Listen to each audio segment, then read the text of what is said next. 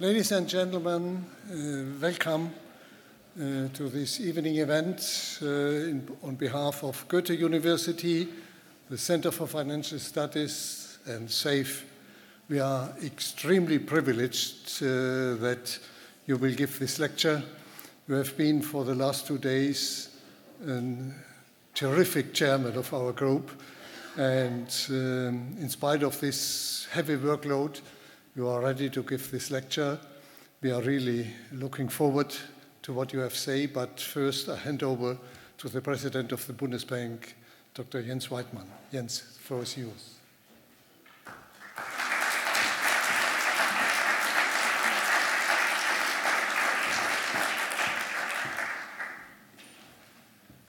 Thank you, Ottmar. Dear Tharman, ladies and gentlemen, I wish you a very warm welcome to today's lecture on making inclusive growth a reality, which is, as you are used to, organized jointly by the Center for Financial Studies, the Research Center SAFE, and the Deutsche Bundesbank.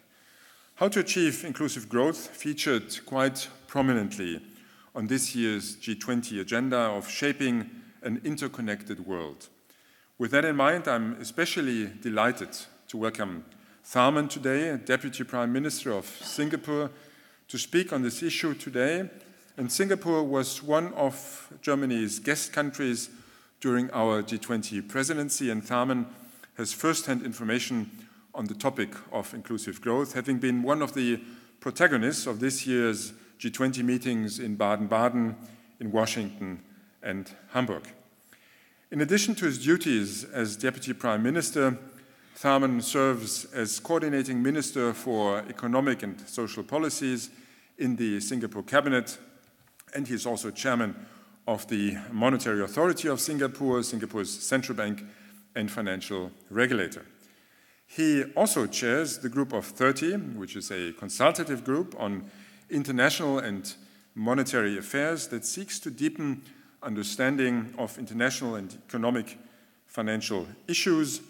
Tharman previously headed the International Monetary and Financial Committee, which is the key policy forum of the IMF, where he was the first Asian chair. Furthermore, he is chairman of the G20 Eminent Person Group on Global Financial Governance, in short EPG, which has already been mentioned, a role to which he was appointed by the G20 finance ministers and central bank governors in April 2017 to recommend reforms to the system of multilateral financial institutions. And it was in this capacity that he led the first Eminent Person Group Symposium with international organizations, academics, and renowned experts yesterday and today at the Bundesbank's premises here in Frankfurt. And Ottmar, I think, didn't say that, but he's also a member of the group. So we have two eminent persons among us today. So his broad set of national responsibilities and his wide-ranging experience on global issues put him in an excellent position to speak on the topic's lecture. According to an IMF note prepared for and presented to the leaders at the G20 Hamburg Summit in July this year, inclusive growth is a priority that resonates globally today. And in contrast to some of the other topics discussed at the Hamburg Summit, the G20 member states were unanimous in supporting the objective of inclusive growth. So, what does inclusiveness mean with respect to growth? Let's start by breaking the term inclusive growth down into its two components, which I think is quite helpful. Inclusive, of course, means sharing the benefits amongst all, and growth can be simply stated in economic terms as a long-term increase in real GDP. Thus, we are talking about economic prosperity for the benefit of everyone. And put this way, it becomes obvious that inclusive growth is not a recent innovation, but rather an economic goal that is just common sense. After all, back in 1957, Ludwig Erhard, the former German Minister for Economic Affairs and later Chancellor, entitled his book on the German social market economy, Wohlstand für alle, which translates as prosperity for all.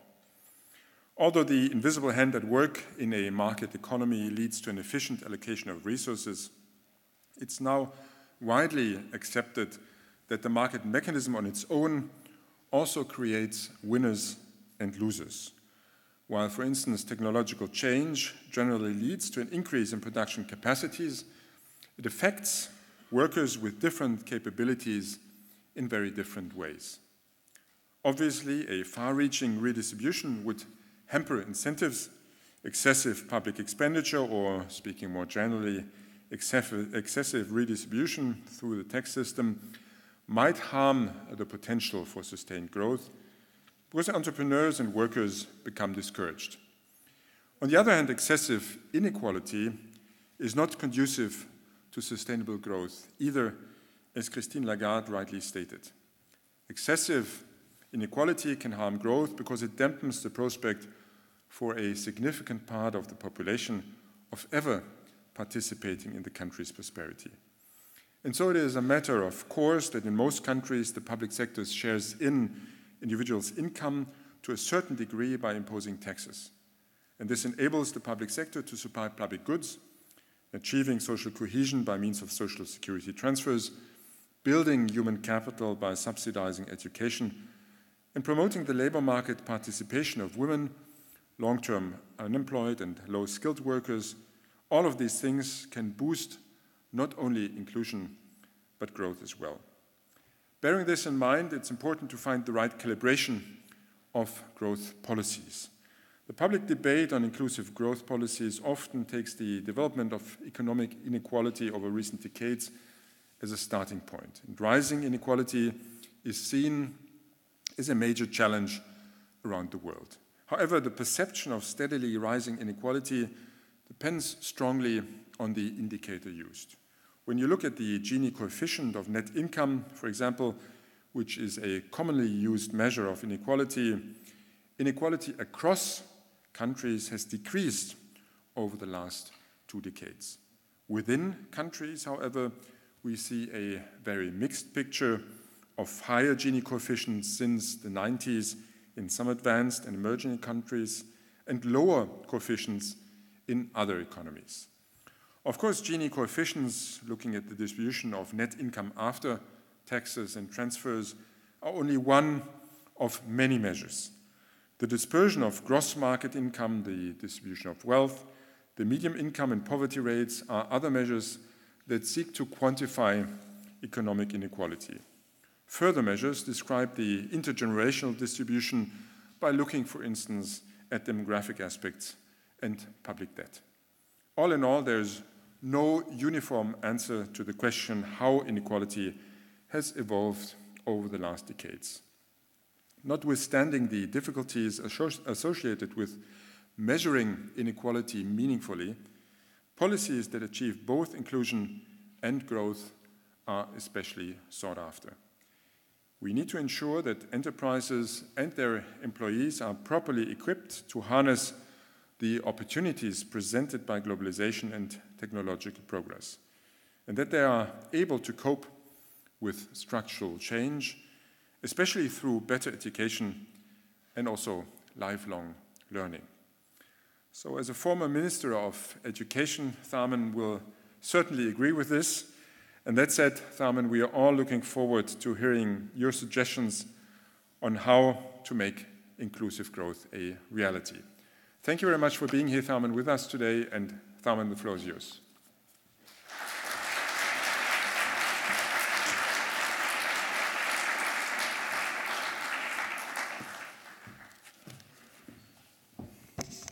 Thank you, Ottmar, and thank you, Governor Weidmann.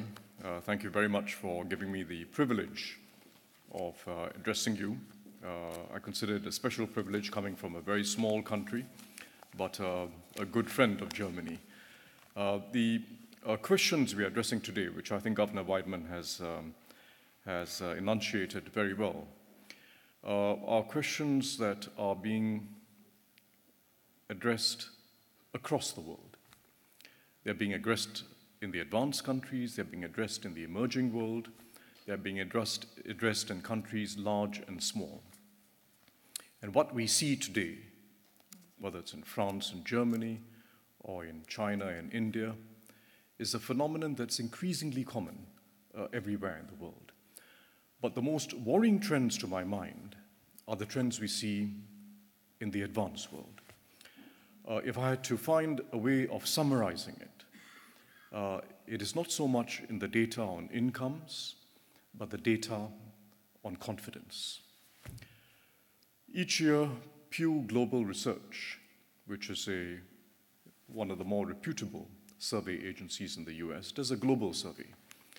And they ask people about the chances for today's children to do as well as their parents. And for a long period of time, certainly for most of the post-war period, most people were quite optimistic that children will do better than their parents in economic terms, income, wealth, security. Today in the advanced world, if you take the cross-section of advanced countries, 30%, only 30% of people believe that children will do better than parents. And 60% believe that children will do worse than parents. This is an epochal shift. It's an epochal shift. It varies, of course. Sweden is doing a bit better, where about 46% of people believe that children will do worse than parents. But still, that's close to 50-50, which means stagnation. At the other end of the spectrum, you have France, where 71% believe that children will do worse than their parents. Japan, 72%. Germany is somewhere in between at about 52%, but again close to stagnation. This is a profound development. And it's not just about incomes, it's about expectations, it's about fears, it's about orientation and Weltanschauung. It is an epochal shift, and it is not a one-country phenomenon. It is happening across the advanced world. A second shift, again, somewhat intangible but very important, is the loss of a sense of togetherness in society, or if you like, solidarity. After the war, in a whole range of societies, particularly once we were in the 1950s, whatever happened in the war, there was a sense of we in each society. In the US, in France, in Germany, in Britain, in the advanced world, a sense of we. Today, it is a sense of us against them. And it shows up in many different ways. It shows up, the data, of course, is easily available when it comes to elections. Who votes for whom? And what we are seeing today is quite startling for its similarity across a range of countries.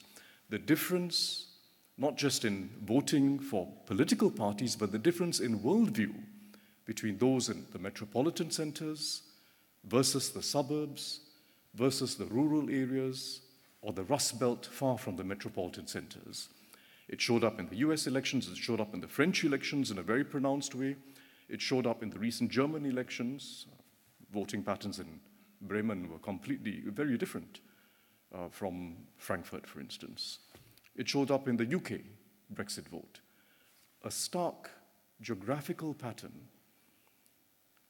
not just about low-income people versus high-income people, but people of different income groups in one area starting to think differently from people with the same income groups in another area.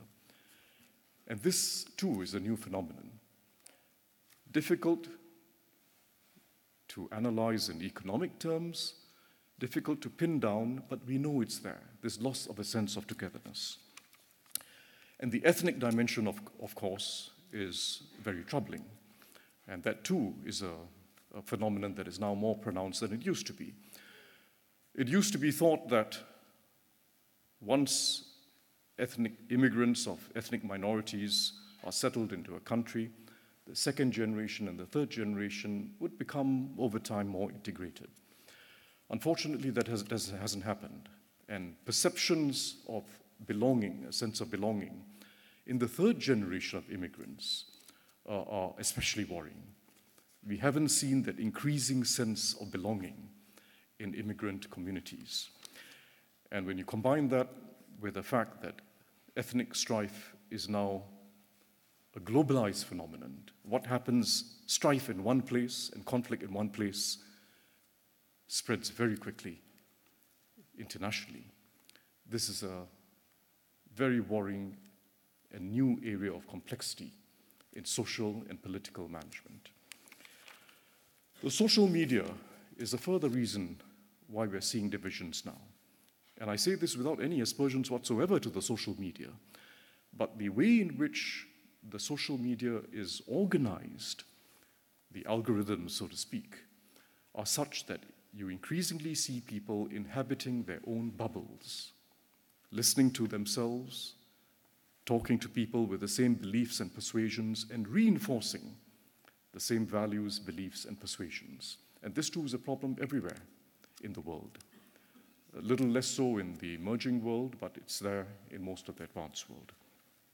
These perceptions, these somewhat intangible shifts in values, in confidence, in fears and expectations, are not something that just comes out of people's minds arbitrarily. It is rooted, they are rooted in long-standing realities. The sense of stagnation is also matched by the reality of income stagnation. In the US, barely 50% of today's generation of people in their 30s are earning as much as their fathers. I say fathers only because the data measured only fathers. When their fathers were in their 30s, barely 50%. That's reality. And in the Rust Belt, it is below 50%. So it's not just about perceptions, but it's also about a reality. But a reality that then becomes more pronounced in perceptions because of this confluence of not just incomes, but a sense of them and us, a sense of being ignored or being included, and compounded by some increased sense of ethnic segregation and separation. Second reality that is now long-standing, besides incomes, is the reality that some places that are depressed have stayed depressed for a long time, and there's been very little effort to regenerate these places.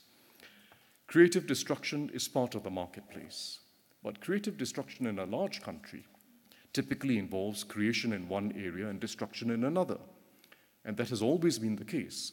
But what has slowed down for a few decades now has been that process of regenerating the areas that become depressed, so that the depressed areas stay depressed, and that then feeds into that culture and worldview that we are talking about. Again, it is almost across the advanced world. Mezzogiorno in Italy, Bremen in Germany, Lorraine in France, in Britain, the Midwest or Southern Wales, in the US, a large part of the Rust Belt. Depressed places staying depressed for a long period of time and developing a culture around economic depression. There are positive lessons, however, and this is the hopeful part of it. There are places that have not stayed depressed. There are places that are still doing well, that are still dynamic, that are still optimistic. And you see them in some countries, and you see them in cities within large countries. Sweden is doing better than most advanced countries. Stockholm as a city is a vibrant place. The median income growth data tells the story. Data on innovation and startups, unicorns, tells the story. Other parts of the world too. Singapore, small society, median income still growing well for the last 5 to 10 years, very steady growth, and low income group also catching up. There's a story in both the advanced world and the emerging world that we can all take lessons from. I take lessons from parts of Germany.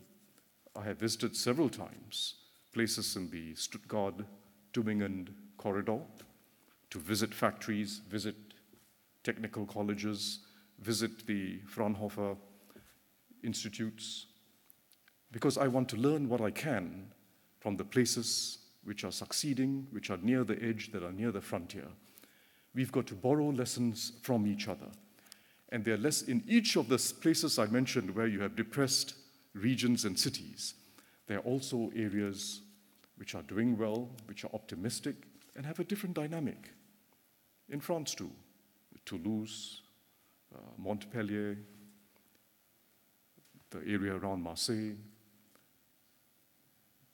brimming with optimism, brimming with optimism. In the US Rust Belt, written about as if it is a whole belt of depression, there are actually two Rust Belts. There's part of the Rust Belt that's doing extremely well, and by the way, voted quite differently as well. Milwaukee, Minneapolis, Pittsburgh, doing well. So we've got to ask ourselves, why are some places, and by the way, these are places which are not less exposed to globalization or technological change. In fact, typically, they are even more exposed to globalization and technological change. If you talk about Sweden or Singapore or Shenzhen in China, very exposed to change, technological and global competition. But they're doing well. So we've got to ask ourselves, how do we replicate what happens in these places? How do we replicate what happens in the Stuttgart-Tübingen corridor? And how do we spread the lessons? And this is a question that is not just within country, where we try to learn from places within the country, but it's international. And that's why I spend time as a policymaker visiting successful hubs and cities everywhere I can find them, to derive lessons that we can adapt for my country. And I do this with all my colleagues. It requires fundamentally a new ambition in government, and a new ambition that comprises not just of new strategies, but also a new orientation, a new Weltanschauung in government and in the social compact between government and social partners. It requires a new orientation. Market fundamentalism has failed. It leads to some very dynamic sectors and firms, but it also leaves many people behind. And depressed places stay depressed. If you just leave it to the natural workings of the market, depressed places stay depressed, and those who are disadvantaged stay disadvantaged. And we have to remember that unlike the purely economic dimension of things, where you can always reverse a decline with the right strategies and policies, and there's some reversion to the mean over time, when it comes to social culture, much harder to reverse. There's no reversion to the mean. The invisible hand of social culture is a powerful one, and there's no easy reversion to the mean. Once a social culture is set on a certain path, there's no easy reversion to the mean. So leaving things to the market is not a viable strategy for a democratic society or for peace and stability. Neither are the old strategies of the left viable for the future. Either the old collectivist economic strategies or the old strategies of redistribution. They do not provide hope, they do not provide optimism, and they do not lead to a new path for economic dynamism. What we need is a new activism that provides the social foundations for economic dynamism. And it has to be focused not merely on redistribution, but on regeneration of individuals, towns, regions, countries. A spirit of regeneration has to run through all our policies, industrial policies, economic policies, urban policies. Regeneration rather than mere redistribution. And that has to be the new activism of government, and that too, I believe, is what will reinvigorate the politics of the middle. And I will highlight 3 strategies within this new ambition that I believe are important. They're not the only ones, but I believe they are central. The first has to do with investing in people for the jobs of the future. The second has to do with spurring social mobility. And the third has to do with investing in integration through social urban planning. The first, investing in people for the jobs of the future. It requires a new type of industrial policy. The old strategies we know, picking winners, rarely succeeds. It's very hard for the government to predict what the winning technologies or industries are going to be, and it often ends up in regulatory capture by strong incumbents. That's been a story in both the emerging world and the advanced world. We can't predict the future, but what we can do is to help markets work better to speed up learning. The central problem we face is that of a long period of slow productivity growth. And this seems like a rather dry term, but slow productivity growth is what underpins the slow growth of median incomes, median individual incomes and median household incomes. There can be a bargaining over the distribution of the gains from productivity, but fundamentally, if you have slow or negligible productivity growth, which is what we've been seeing for many years now in large parts of the world, that is a foundation for social stagnation, and it is a foundation for frustration. So we've got to tackle that and tackle it aggressively. And the core of the problem isn't about what's happening at the frontier of industry, but about the lack of spread of innovation from the frontier to the rest of industry. There have been very good economic studies on this by the OECD, by the ECB, by the IMF, by a range of institutions. And it is a remarkably similar picture in the US, in Germany, in the UK, in Singapore. Some very dynamic firms at the cutting edge of innovation in each industry, but a slowing spread of innovation to the rest of industry. There have always been divergences in industry, that's natural. But the divergences have grown so that firms that have lower productivity, rather than catching up, are slipping further away from the firms that are at the frontier. And there's another phenomenon that's happening across a range of industries, particularly the IT-related industries, but in fact a wide range of industries, which is the winner-takes-most phenomenon. There's increasing concentration in industry. Some firms are racing away and taking an increasing market share, particularly those that are exploiting network economics. But remember, winner takes most is about winner takes most of the value created. It is not winner takes most of employment. So if you think of the productivity problem, what we are seeing is some firms taking a greater share of value creation. That's the numerator in productivity. But the denominator of productivity, which is employment, is still stuck in the industries which are lagging and the firms that are lagging. So the structural change where people move and resources move from low productivity areas to high productivity areas has been happening less and less. And that structural change, as economists know, has been the motive force for productivity growth over the decades. And that is now slowing down.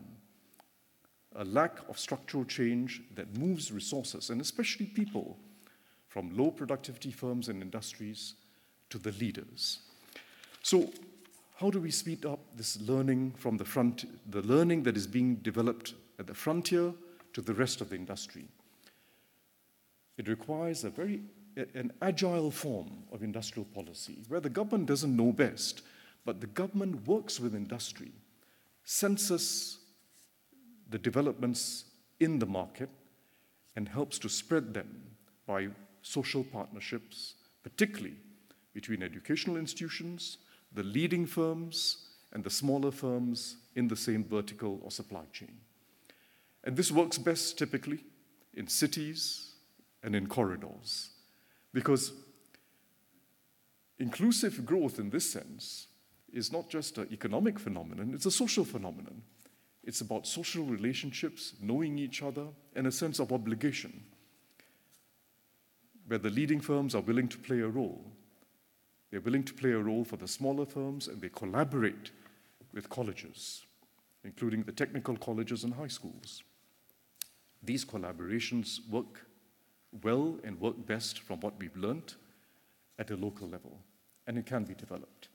So the role of government is to speed up learning, not to become the best predictor of the future, which governments will never be. In fact, no one in the market knows who's going to predict the future well, but to speed up learning the moment new ideas are created. And the market isn't doing it very well. So there is a role for a certain activism, but it's a new activism in industrial policy. And we have to remember that the status quo of slow productivity growth is not a socially viable future. Because if you go back to what I said at the start of the speech, that loss of confidence, it portends great danger for society if it continues over a long period of time. So the status quo of slow productivity growth and this lack of spread of innovation is not a sustainable future. But neither is the world of the techno-optimists a sustainable future, where you get major disruption in industry, major changes in business models, but intelligent machines taking over human jobs increasingly. It may happen, growth will go up because the numerator grows, but the denominator gets reduced. So societies become more productive, but more people will be out of work. That too is not a sustainable future. The only sustainable future is for us to encourage innovation, encourage disruption, but match that with an activism to regenerate individuals so they can keep moving on to new jobs. And that requires an activist strategy and social partnerships. And it can be done because many of the cities that I just mentioned are cities that do it. And we work very hard at it in Singapore. We are a city-state, so we're just one city in the country, a country that comprises one city. That's our central strategy. Keep speeding up learning and keep equipping people for new jobs. Don't hold back innovation, but match innovation with active investment in people through their lives so they can keep moving on to new jobs. Which brings me to another dimension of what is not conventional industrial policy, nor conventional educational policy, but really the marrying of the two. Lifelong learning is a very important and exciting opportunity. And the lessons we've learned from all over the world are that job-related and market-related training is the most effective in helping people improve their lives. It's not training per se or education per se, but something relevant to the market so that it equips them with skills and with confidence to do well in the market. And that's a field in which, frankly, there are no leaders internationally. The Northern European countries, including Germany, are still leaders in applied learning, the Fachhochschule, the vocational training routes, starting in high school, in fact, and many of us are trying to emulate you. But most of that concerns young people or people at a very early stage of their careers. There is truly no leader in lifelong learning. And if you look around the world, all firms, especially large firms, tend to say people are our greatest asset. But firms are not investing in training on their own. Left to the market, they are free riders, firms who expect the government to do it, but firms in general are investing less in training. So this calls for activism, social partnership, in a way in which everyone in the game, including the largest firms, know that if everyone trains their people for the jobs of the future, they may not stay with you because once you train someone, they may move on, but what goes around comes around. the overall level of skills, the water level rises, and the mood of optimism tends to infect everyone. So that has to be the new approach. Second, social mobility. It has slowed down in most parts of the world, and part of it is to be expected. It's to be expected that over time, through meritocracy and through education, some people succeed, and their children, even if you succeed through education and your father and mother were poor and had little education, your children are not just the grandchildren of the poor and less educated grandmother and grandfather, they are children of a successful father and mother. And what we've seen is two trends across the advanced world. First, a trend towards what the economists call assortative mating. The economists are always inventing phrases that no one understands. But assortative mating. You tend to marry someone very similar to you. It wasn't that way in the old days. But people are more mobile now, and the trend towards assortative mating, marrying someone of roughly the same education level as you, the same cultural orientation as you, has become more common across a whole range of countries. Second trend, fascinating, is parents are spending more time with their children. And it's not just more time running around the park, it's also more time trying to get the children to learn a little more, to sort of play games that might spur the neural networks when they're little kids. Parents are spending more time trying to get their children to succeed through education. And that itself is opening up a disparity. You see it across a whole range of countries, including Germany, by the way, that whilst in general parents across all segments of society are spending more hours each week with their children, those from the professional class are spending even more hours compared to ordinary people. So the gap between the two, in terms of the amount of time parents spend on their children, is widening. So if we leave things to the market, both because of what the economists again call terribly the lottery of birth, plus these new social phenomenon of parents wanting to do the most for their kids, and better off and better educated parents having an edge in how much they can invest in their kids, both through resources and time. If you just leave things to the market, disparities will widen.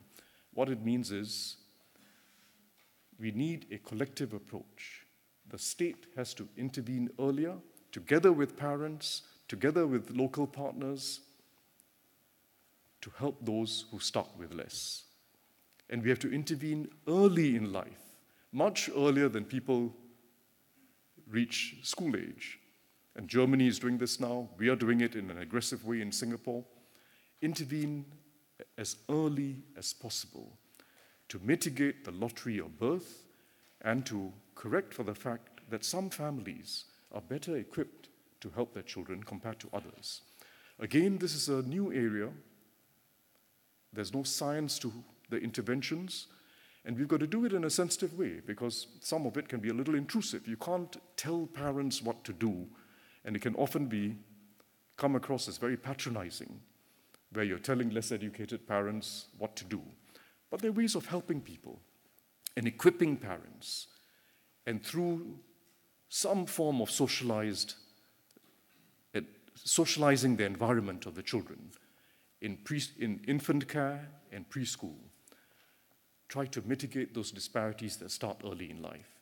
And the research on the brain, which is an area that has expanded phenomenally in the last 20 years, does tell us convincingly that the first year of life is critical, and it's everything from the words you listen to the eye contact, to the skin contact, and the warmth of a parent. Those first 2 years are critical for the rest of your life. And there's an inequality when you find that both parents are out, working very hard, not having time for the children, and we've got to find ways to mitigate that inequality. So this is very important, and again, it's an opportunity. It's an opportunity for us to actively invest in social mobility. I'm not going to get into all the lessons we're learning in the school system. We can discuss that later if you want. But another point I want to mention is further down the journey of education. Everywhere in the world, there has been a trend towards the over-academization of tertiary education. What happens after you leave high school? Even in the societies like Germany and Northern Europe, which had the strongest applied traditions, what you call whether you call it vocational training or I forget the term now, but where you have a dual education, the dual education model. Even in those societies, there is a gradual trend every 5 years towards people moving to a regular academic education. And I'm not sure that all the reforms that have taken place, including the Bologna reforms, were a very good idea, because all the evidence we have from the market of individuals themselves and market of employers, tells us that merely investing in more and more of an academic college education isn't going to equip people for the future. The data in the US is the best on this. We all read about the college premium increasing, and that's a widely misused concept. It's a widely misused concept. What it tells us is that the average college graduate is earning more than the average high school graduate. They look at the medians. But the reality of the matter, if you study the data, going back a long way, is that the bottom quartile of college graduates hardly earn more than the average of high school graduates. And that has been the case for a very long time. And as you push more and more people through an academic college education, that problem grows. And it leads to frustration because there's been family finances that have been invested, quite apart from state resources. And it's not just inefficient, but misleading. More importantly, we have an opportunity to invest in the skills and aptitudes people really have, to give them a real path for improvement in life. And that was the tradition in Germany and Northern Europe that many of us are trying to emulate. Invest in aptitudes that are relevant to the market and help people continually augment their skills through life. That has to be the approach. Finally, integrating people and investing in integration through social urban planning, one of the neglected areas of economic and social policy. We tend to think of urban planning as a matter for the physical planners. It is fundamentally about social urban planning. It has come to the fore now because of the problems of ethnic tension and strife in many parts of the world. But that's not the only problem. It has been a problem of a lack of integration between people of different income groups, different economic cultures, so to speak, because the middle income culture is different from the ordinary working class culture. And there are two very interesting lessons that come from societies that have attempted to integrate people, where you live in the same neighborhood, the same precinct even, a sub-neighborhood, let alone the same town. First lesson, when you mix people of different backgrounds together, including people from the upper middle income group and middle income group with those who are poor, you don't just get an averaging of the two, you get a leveling up. Because those who are better off living in a neighborhood that's mixed do not find their attitudes and their culture towards success and their aspirations diminishing. But those who are poor or whose parents are less educated, who live in that same mixed neighborhood, find that their culture is being upped, their aspiration is being upped. So it is not a zero-sum game. And mixed neighborhoods are a fascinating way in which you can help everyone level up. That's one very interesting lesson. A second interesting lesson, and this is more economic, and a neglected lesson, is that when you have a mixed neighborhood, you will find typically that rates of home equity appreciation, wealth appreciation through home ownership, tend to be roughly equal. That's what we found in Singapore, because Singapore is the very prominent example of mixed neighborhoods for the majority of the population. through social urban planning. And what we find is that and we have a very high rate of home ownership. It's 85%. And what we find is that the homes of the poorer segment of the neighborhood, because even amongst the poor, 80% of them own their homes. They are smaller homes, typically smaller apartments. Their homes appreciate at the same rate, appreciate in value at the same rate as those of the upper middle income group. And the reason is because it is not, there's no deprived neighborhood in Singapore. They're deprived individuals, they're disadvantaged individuals, but there's no disadvantaged neighborhood. Every neighborhood you go to has a mix of people, and it becomes a middle-class neighborhood with the same culture and mores that evolve over time, and a leveling up that happens. So both for social reasons, as well as for economic reasons, there's a lot to commend mixed neighborhoods, and it only comes about not by leaving it to the market, but through an active strategy of social urban planning.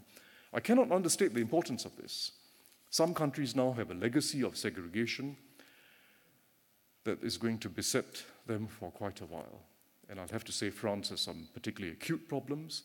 Germany, less than several advanced countries, because you do have a better mix of people in your towns and neighborhoods, as well as your schools. And schools, remember, particularly primary schools, are linked very much to the composition of a neighborhood. But all of us have to be very mindful of the fact that you can't leave this to the market. And if you think that there's something intrusive about government getting involved in this, just remember that it is better to be intrusive in these upstream interventions where you design a neighborhood and encourage people and even provide them incentives to live together. And in Singapore, we even cap the ethnic concentrations to make sure that not a single neighborhood can have an ethnic concentration that is very different from the national average. Intrusive, but better to be intrusive upstream than to be forced to be intrusive downstream. And that is the reality of societies that are left it to the market. They're having to intervene in a clumsy and socially uncomfortable way to solve the downstream problems. So let me conclude. I spoke earlier about this new orientation and this new ambition in government. That is the only way we are going to be able to sustain democracy, peace, and stability.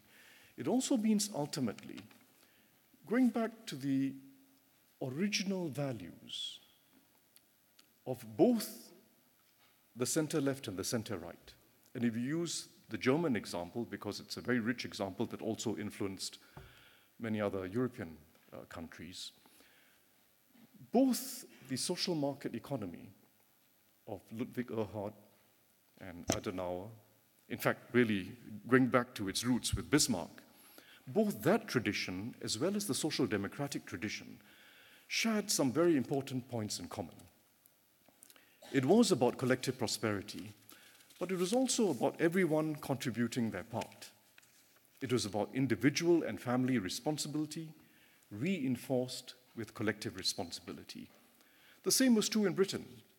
If you think of the original beverage reforms, which created the British welfare state, in its original inception, everyone contributed something and got something back, something for something.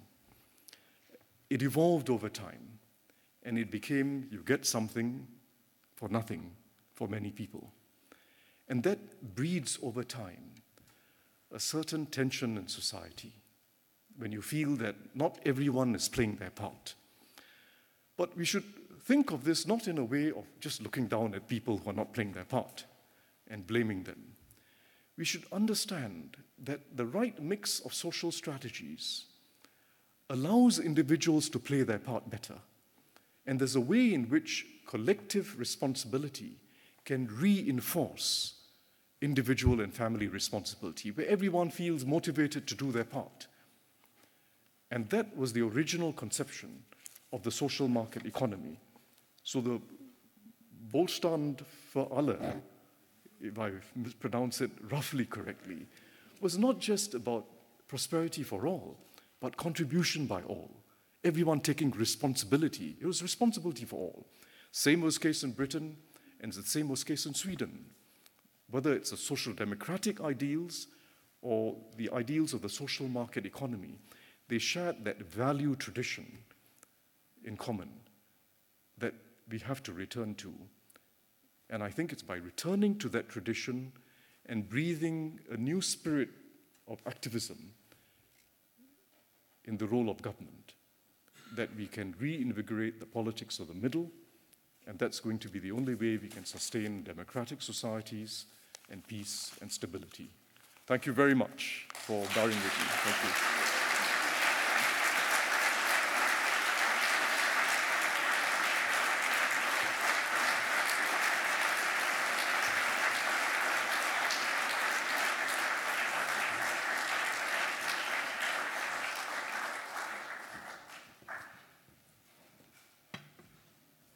Please. I think we have all the same impression. This was a fascinating speech.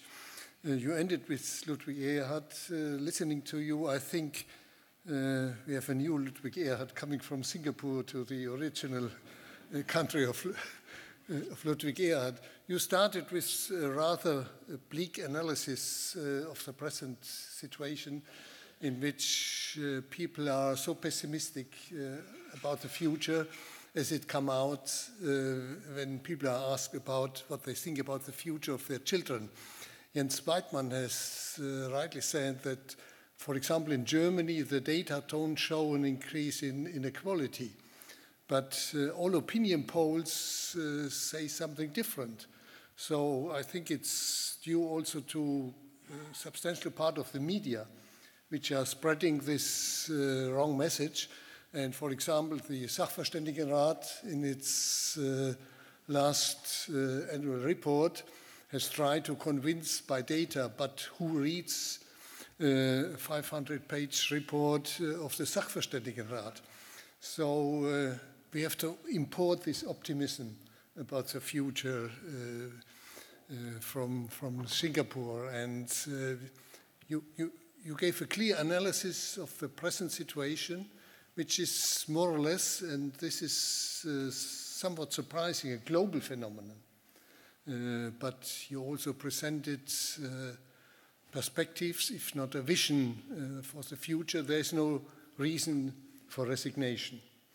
Resignation would be the worst reaction to the situation, but you also showed the basics for a better future, and the basics start with education. And this is in Germany a big issue in discussion, but so far mainly in discussion. I think we have still to work on that. But I will not make a second speech. I will open the floor. Please raise your hands, and you get a microphone, and Deputy Prime Minister Tharman is ready to react to your questions. Please start.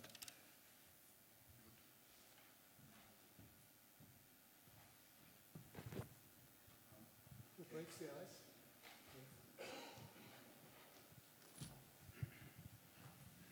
Yes, thank you very much for this very fascinating talk with a lot of fresh insights and ideas. You mentioned a new role for government, speeding up learning. And I wonder, could you give us some examples how to do that, and maybe what you do in Singapore to enhance speeding up learning? So I would say Singapore is not the source of original wisdom on this, because what we are doing in Singapore is to adopt the best lessons we can find everywhere in the world. And I really mean that, by the way. My colleagues and I spend time studying examples of successful clusters everywhere in the world. On my visits to Germany, just this year alone, twice, I visited firms, including firms with their own training centers. I've visited technical colleges, and I've also visited research institutes to try to understand what is it in the relationship. So if you bear with me for a minute, I'd like to tell you some of the things that I find very impressive in Germany. We all know about the Fraunhofer institutes. What I find also very interesting is the Steinbeis Foundation. And this is, to my mind, and forgive me for saying this, it is a very un-Germanic style of speeding up learning because it is chaotic. It is a chaotic system where they have about 6,000 experts who are either people working in existing firms or in academia or people who are retired, 6,000 experts who are matched in a chaotic fashion to small firms who want an expert to be with them. And some of the experts are with them full-time for months at end. But it is a way in which, if you think about it, it's a way in which you transfer lessons by the use of intermediaries. If you leave it purely to the market, there's a certain hurdle for a small company to learn from a large company. But if you have an intermediary who's incentivized and remunerated based on whether they can help a small firm adopt a new technology, it speeds up learning. So these are lessons I take from Germany very seriously. In Singapore, there's another approach which I feel is somewhat neglected in all our countries, and it's not unique to Singapore. When we think about the skills of the future and the jobs of the future, there's a wonderful economic debate taking place between the optimists, Eric Brynjolfsson and Andrew McAfee, and the pessimists on the other hand. And there's a big debate, are there going to be jobs in future? Are intelligent machines and AI and big data are going to increasingly take over a range of human occupations, including middle-class occupations and even higher? Our approach to this should be to not try to look through a crystal ball. What happens in future depends on what we do now. And I have to place great emphasis on that. What happens in future, will there be jobs in the future, depends on what we do now. Because the jobs of the future will be shaped by the skills that we develop for the future. And we don't know exactly what skills they will be 10 or 15 years from now, but we do know that if you keep developing skills, one thing leads to another. Skill adjacencies are a very important fact of life. Legacy skills, you lose your job and industry goes down, people say it's a legacy skill. Legacy skills are always useful. They are always useful. And there's always an adjacency, something adjacent to each legacy skill that people can move on to. Sometimes they move into a completely new area. But very often, it's about moving from one area to an area next door to it. And this speeding up of learning too, helping people who've lost their job because one skill becomes redundant to move on to the next, is a very important way of not just creating, improved productivity growth. It empowers individuals in their own lives. So, since you surprised us yesterday in our meeting with quoting Goethe, I've stopped to be surprised by you. So, when you refer to these places, who would know here that there are places in Germany in which people learn in a chaotic way? I don't think so many are. I had a very useful visit to the Steinbeis Foundation, a very impressive group. But in fact, they were explaining to me this unusual, chaotic system of coordination between experts and firms. Sounds fascinating. I think Germans combine chaotic issues with Stuttgart railway station and Berlin airport. But again, we import optimism from your speech. Yeah, thank you very much for your fascinating presentation. In your topic 3, you mentioned social urban planning as one major goal and effort to do. In this context, I'd like to address a national effort you have called Smart Nation Singapore. And there are a lot of similar activities all over the world labeled smart cities, but of course your city is a nation, so you can call it Smart Nation. But what I observe there is a very technology-driven approach. And I like to argue, in contrast to this, for what I call beyond smart-only cities towards humane, sociable, and cooperative cities, which requires, of course, a more citizen-centered design approach, reconciling humans and technology. And so my question to you is, in this context of your Smart Nation initiative, what are your thoughts on this, and what kind of measures can you envision to keep the humans in control and in the loop? That's a very good question, and it is not a perspective that is different from the way we see things, in fact. When countries first start on any smart city or smart nation strategy, the media will tend to focus on the hardware side of it, or the latest sensors and the technologies and so on. That is to be given. But at the heart of it, maybe I'll give you two examples that accord with your perspective. One of the challenges we are all going to face is the question of how a society that gets older can be a good society, where people get older and have lives of grace, lives of activity, and lives of community. Technology can be a great enabler, because the worst way to get older is to just keep going in and out of hospital. First, it's very expensive, either for you or for the taxpayer. Second, it's not a nice lifestyle.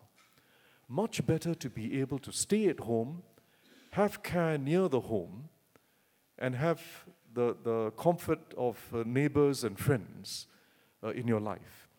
And the technologies now allow for doctors, nurses, and carers to monitor what is happening to you. And as you get older and you get a bit forgetful, they'll be able to monitor whether you've taken your pills. Are you moving around in the home enough, or are you suddenly stationary for too long? If you have a fall outside, all these are enablers. And in all these respects, it's not the technology per se that we are emphasizing, but empowering individuals and building a community of care around the elderly in every precinct. So I give that to you as one example. And there are other examples you can think of. Citizens' empowerment. And I'll not just talk about Singapore, but there's a whole set of countries where urban or municipal authorities don't do their job very well. But one of the wonderful things about technology is that it makes it very obvious when a municipal authority doesn't do its job well, because citizens are now empowered. Everyone has a mobile phone, and everyone can propagate all the misdoings in the neighborhood or in the town or city and spread it. It's not just up to the authority to create transparency. Citizens create transparency. This, too, is a very powerful force, and it's a new form of urban democracy around people's living environment that's emerging. But it's a very good point you're making, and it's a perspective that accords with ours. Thank you. What's next?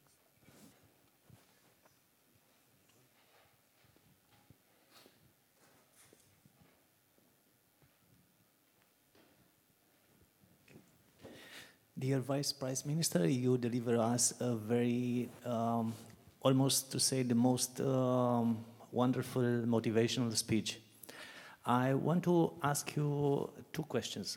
The first one is, you told about the positive impact that the governments are urged to do in order for a child to be successful in his life.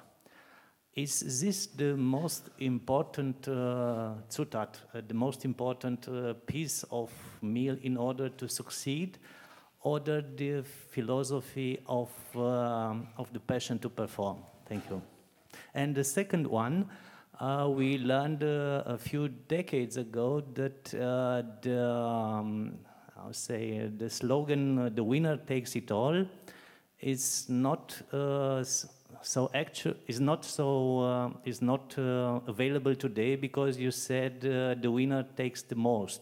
Which one is the for the reality available? Thank you. Well, your first question is a very complex one. I would say that we should think of these as not opposites. On the one hand, government trying to help, or the community trying to help, or on the other hand, wait for the individual passion to emerge. In fact, the way in which you help parents and children can ignite passion. It can ignite passion. It's a specific example of the broader theme that I was talking about at the end of my speech, about how collective interventions can help to reinforce individual and family responsibility when it comes to bringing up children. If you leave things to the market, first, many people in life do not discover their talents and abilities. But that is a fact. And the advantage of a good school system, a good public school system, where whichever school you go to, there's some very good teachers looking out for the weaker students. There's a playing field where you'll discover that you're good at dribbling the ball. There was enough time for dance, where you discover that out of the 6 boys and girls, 2 of them have an ability to dance. All these things come about because of teachers, because of the philosophy of education, of trying to create an opportunity for everyone, regardless of how humble their backgrounds, to discover, sometimes by accident, their talents. Once you ignite that, it then becomes self-propelling. But it helps to have a good public school system to be able to ignite that. Your second question, I think winner takes all is the usual magazine headline, but it is never the case that a winner takes all. What is more accurate is to say winner takes most, and the rest of the people in the industry, players in the industry, have a smaller market share. But what is important in what I was saying wasn't just about market concentration. In other words, the fact that a few firms have a larger share of revenues, of sales, of profits. It is the fact that they don't have a larger share of employment. And so employment and resources are stuck in the less successful parts of the economy and are not moving to the most successful or the most innovative parts of the economy. And that is the heart of the productivity growth problem that we have today.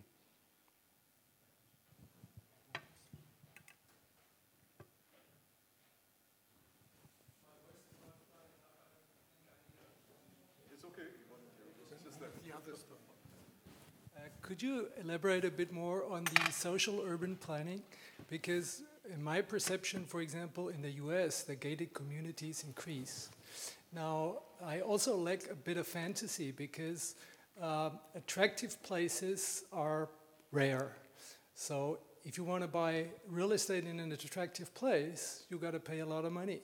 So how do you actually do that mixing of social strata? Well, first, it is useful to look at the good examples and the bad examples and learn lessons from both. And in the US, in a whole range of cities, you're seeing segregation emerging, not just because of leaving things to the market and neglect, but in fact because of policies and laws which make it difficult to overcome segregation and sometimes reinforce segregation. This is a very unfortunate fact. It's very well researched and well written about. Segregation is a result of not just omission, but commission on the part of government. And then you have countries like India, where because of general neglect of urban development and particularly social housing available to all, you have gated communities. Why are they gated? Because they're trying to protect themselves from the insecurities of the neighborhood around them. So both these are not very good examples. I don't want to talk about Singapore as if it's some model for everyone to follow, but I can just tell you what our experience is. I take my own constituency. My constituency is near the industrial heartland of Singapore. It's a very average constituency. It has the poorest families, those who live in rental accommodation, that's public housing that's offered at rent on a very subsidized rate. And it has the upper middle class, those who live in their own homes, their landed homes, not apartments, as well as those who live in the large apartments. The distance between the rental apartments for the poorest and the upper middle class apartments, we call them 5-room flats or executive apartments, the distance in my constituency is about 100 meters, and you don't have to cross a main road or something like that. You just cross a little road within the estate itself.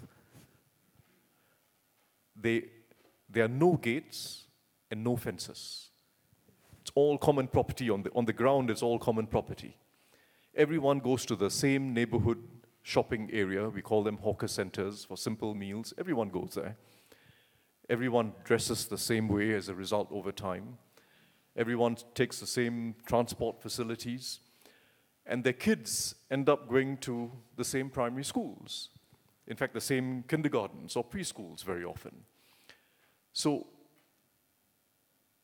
it comes about because of a conscious decision to mix people, which was both about income groups, but very important in our context. We decided early on that you had to mix people of different ethnic groups together and not allow the natural workings of society to decide on where people live. Because if you leave it to the natural workings of society, people will tend to stay more and more amongst their own kind. So that is essentially what we have learned. And there are economic benefits that I spoke about in terms of home equity appreciation and so on, but fundamentally, it just creates a sense of togetherness, and it avoids the sense of separateness that now besets many societies. Thank you very much, Deputy Prime Minister, for a very nice presentation, in which you've shown that... By the way, where are you? I'm trying to... Oh, yes, okay. Sorry. Good. In which you've shown that a crisis actually is more an opportunity for, creates challenges for opportunities. Now, you've tried to reactivate the the role and position of government, which is very refreshing, because at the moment I feel we have a crisis of being of governments, and why are governments there? The issue is really that if you insist on investing on people, then the question is whether we can still do it within the classical concept of investment. Investment has a very narrowing effect of emphasizing return on investment. Now, in the case of getting into social investment, you have a problem which I may use an old terminology which I don't know whether they're still used in Germany now, Zuschüsse, which means subsidies you have to write off. Now, taking it back to government, it means that when you are dealing with budgetary problems, you have to think in terms not so much of austerity, which collides with some of the paradigms required today of governments of making sure that it's a totally balanced issue. So how do you see the question, how have you, having worked with international financial institutions, what are the possibilities that the concept of investment and its recovery has to be widened enough, either from time here or from its definition, to allow for the type of investments we're expecting. In most countries, I will expect that urbanization, the finance of urbanization in classical sense, plus the social or urban planning that you suggested, will require quite a medium to long-term investment, and the question of how that is going to be covered up within the current financial requirements which operate in the financial system. Thank you very much. Thank you. I think I get your question. Let me make 2 points. First, when we talk about investing in individuals, we're typically thinking of what economists call the social return. And the case, when people are young, it is the responsibility of the state to invest in them. They may capture returns for themselves as individuals and their families as they grow up, but it also helps the whole of society. But when people are young, it is the responsibility of the state. As people get older and they go into university and they maybe take some professional courses, then there's some interesting issues of public policy that emerge. Because if someone is doing an MBA, or in fact a medical degree for that matter, it is very likely in most parts of the world that they will get future earnings that easily cover the cost of their education. And they capture it for themselves. Yes, they are contributing to society in their own way, but they also, the economists say, they are internalizing the returns. So the case for a public subsidy is less. But if someone wants to study urban planning, to take our example, right?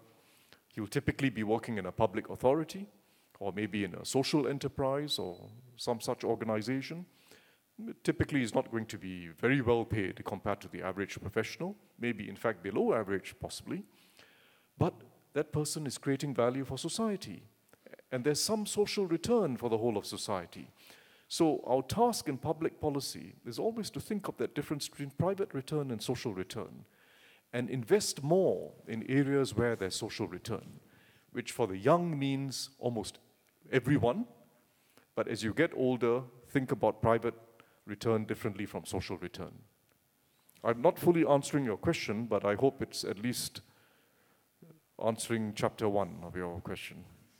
Tharman, do we have time for one more question? Final question. Thank you. DPM, in the view of many European countries, reaching inclusive growth and lowering the Gini coefficient requires some degree of state intervention. Do you think that Singaporean society will ever reach the sort of consensus that exists in many European countries, where people have agreed to pay higher taxes in return for more social services, which will then also achieve some sort of redistribution, inclusive growth, etc.? Thank you. So I think that's a very good question. And I'm happy, if you're willing to wait another hour, I'm happy to give you another lecture on this subject, which is a very important issue. But let me just say very briefly. Let me make 2 points. First, sometimes we should just step out of our mold as economists and just ask people what they themselves think. You know, what's in their minds, what are their hopes, what are their fears, what do they want for themselves and their families in the future. And many surveys find that what people want is a fair chance in life, where the odds are not stacked against me because of who my mother and father were. There's fair opportunity for me to progress in life. That's very important. If you like, that is more in the category of social mobility rather than inequality per se. And I think the task of public policy is not to ensure outcomes, but to find the maximum possible way in which people can achieve their best in life. And if you do that well, you will tend to find over time that the outcomes are not too bad. Median incomes, the middle in society is able to improve their lives. Children do better than parents. The lower income group who are disadvantaged also move up. And you have to provide enough chance for people to exchange places, not stay on the same rung of the ladder as your father and mother, but exchange places. And that fluidity is important. So if you look at a society like Singapore, again, I'm not saying it's some model. We have very low taxes compared to Germany or most European societies, both indirect taxes as well as personal income taxes. But income growth is quite widely distributed. Social mobility is still higher than most European societies. Germany is not so bad compared to the US and UK. It's somewhere in the middle of the advanced countries when it comes to social mobility. But remember, inequality per se can be quite misleading if it's inequality with people holding the same rungs as their parents or their grandparents. And even in a society like Sweden today, and I could choose Sweden because it is one of the most egalitarian societies. Actually, you can talk about most of the Nordic societies, where they greatly offset the inequalities in the market through taxes and transfers. But the very interesting question is there much mobility from one generation to another? If your father was poorer and less educated, are you moving up in the ladder or not? And social mobility is not very high in Sweden. And there have been very good studies of this, very good sociological studies and economic studies. Social mobility is not high at all. So we have to decide, do you want a society where everyone has a fair chance regardless of where they start?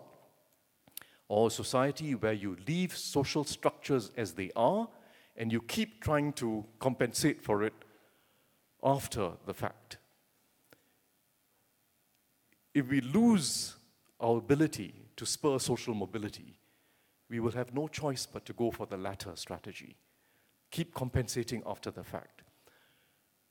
I don't think we should be so defeatist. I think we should still go for social mobility, go for regeneration and continued reinvestment in people, rather than think that the only game is redistribution.